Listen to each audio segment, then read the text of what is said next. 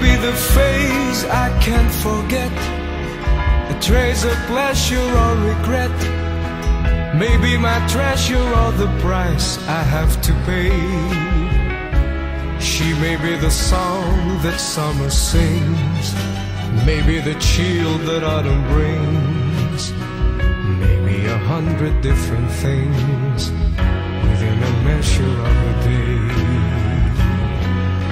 Siya ang tala ng kagandahan, aking munting kayamanan, laging laman ng puso at alaala. Siya ang buod ng panaginip, pag-aasang pag-iisip, kung nalalaman lang niyang mahal ko siya. She always seems so happy in a crowd, whose eyes can be so private and so proud. No one's allowed to see them when they cry.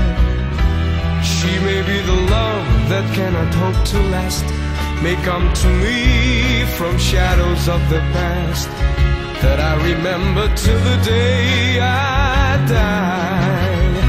Siya ang dahilan kung ba't ako nabubuhay sa mundong to, mamahalin sa hirap at sa ginhawa, at ako na may maghihintay habang may hiling at buhay. Pag-ibig ko'y walang iba, lahat sa buhay ko ay siya.